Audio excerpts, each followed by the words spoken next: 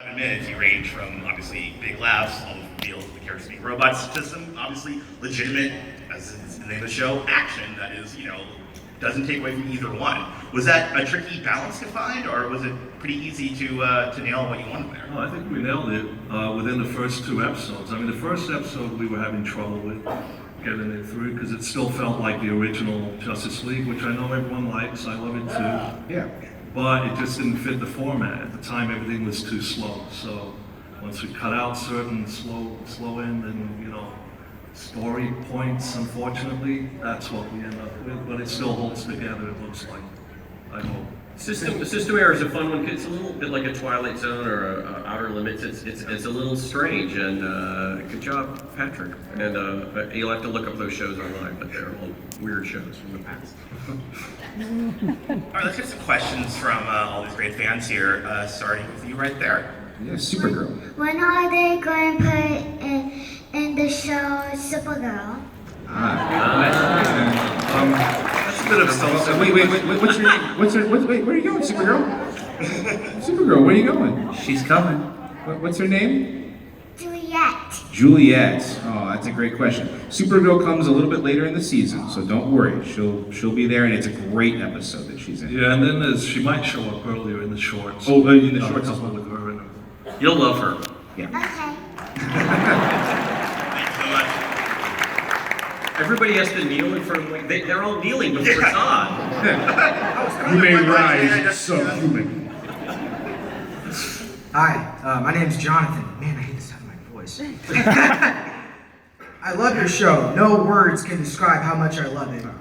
And I heard that some of the people that worked on Justice League and Justice League Unlimited are in your roster, as far as cast-wise. Mm-hmm.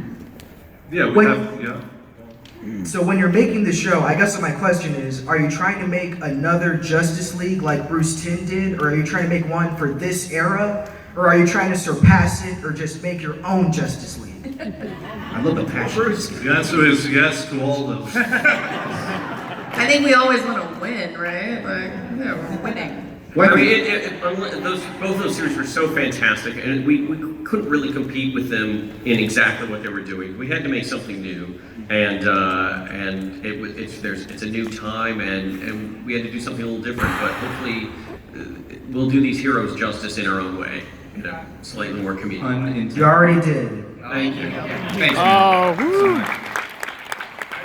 Hi, Jon Stewart. Yes. So, to the esteemed producers, when do I get to be in the show? We see and then Next season. Really? Oh yeah, really? You get us another season, we'll get you Jon Stewart. If and when. I'm on it. Audition. And to our voice actors, are there any characters in the DC universe that you have not yet played that you would like to play in this show? Wow, that's. I don't know. I mean, you voice Superman. You kind of hit the. I told him it was downhill from there. But gosh, I don't know.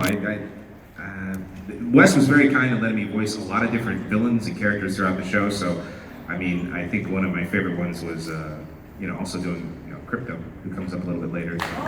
Oh, the spoiler alert, Crypto's in the show. Well, if there's a second season, I definitely want to be Penny Plunderer. My son is dressed up as Penny Plunderer over there. Stand up, Sebastian. Look at that. Somebody's going to have to Google that later. Now that is a deep cut. That's a deep cut. Rachel, how about you? Well, the trick for me is that some of my very favorite characters are already on the show, so I can't take those. But I love them. I love them very much. That's a great question. Thanks, man. Yeah. Thank you. Hi. This is a question about the voice direction. So you brought back a lot of famous voice actors for their famous roles, Batman, Mark Hamill as the Joker. But you also changed some of the other more famous people like Booster Gold and Plastic Man. And I was wondering, what's the decision that how do you guys decide, we want this one back or we want this one new, Yeah, Wes. And I love your take on Booster. How do you decide about the heartbreak? I would say it's a collaborative affair. And Right, with Dietrich, there was no second guessing. We all just went, yeah, he'd be perfect for the role. Plastic Man was a little harder to figure out, but once we saw it, the way we were going with the approach, more comedic, that's where we took God Snyder for. Yeah, Dana Snyder voice. Dana Snyder's voice actually stretches. I think it's a credit to producers, executives, the whole team to kind of take the risk that you're talking about to find a balance between established voices and actors that have played those voices, and then finding new ground. Maybe going back to Jon Stewart's question about finding something that's our own. And I hope we found that. And I think those actors that are established in it have been the anchor and allowed us to do that more. And so hopefully we'll get a chance to do the same moving forward. All right, thank you. Thank you. Oh boy. Hello, panel. Hello, Booster. What's up, Booster? Okay, so my question is, what can fans do to ensure this show goes on as long as it can? That is a great question. Excellent question. You can pay him. Give him the money. Bombard Cartoon Network with phone calls? I don't know. Yeah. You should tweet, do all the social media things I read about.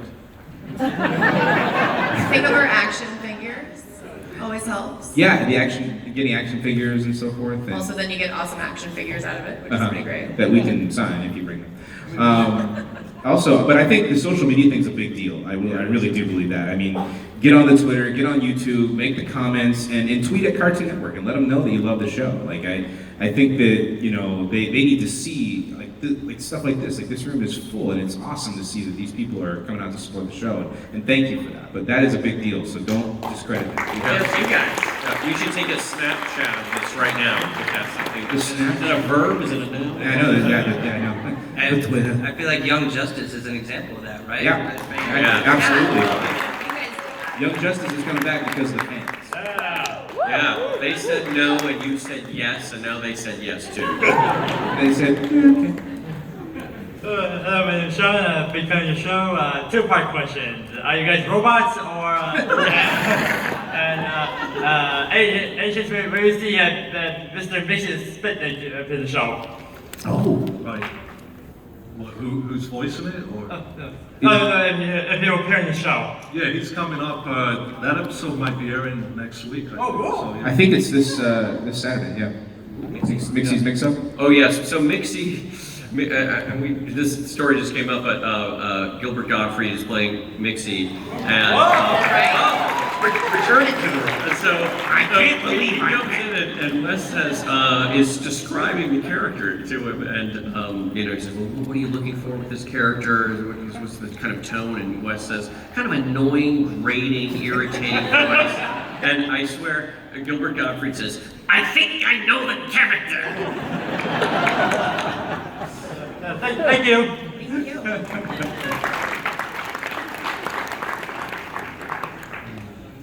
Conference, sidebar.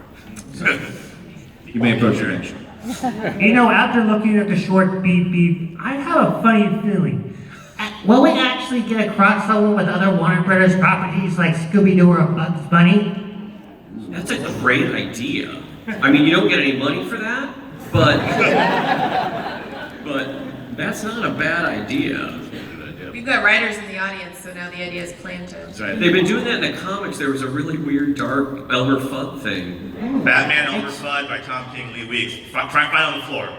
That's a great idea, Doc. Wasn't that a Scooby-Doo with Batman in it? Yours? Hi. Oh, hey, Rachel. Hey. So I had a question for Wes and the voice actors. What was your favorite episode that you've ever recorded, bar none? Wow. Actors first? I think for me, the Under the Red Sun episode was so fun. It was Superman, and we get to see Superman without his powers at his side, and he gets to use his smarts and face off with Steppenwolf, and it was a truly fun episode to record, and one that I was glad to be able to represent Superman in, because I feel like that's what we need to see of Supes these days. And remember just how pure and how great he really is. And at the end of it, I get to say, that's why they call me Superman. I was like, I get to say that? That's amazing. So that was my favorite.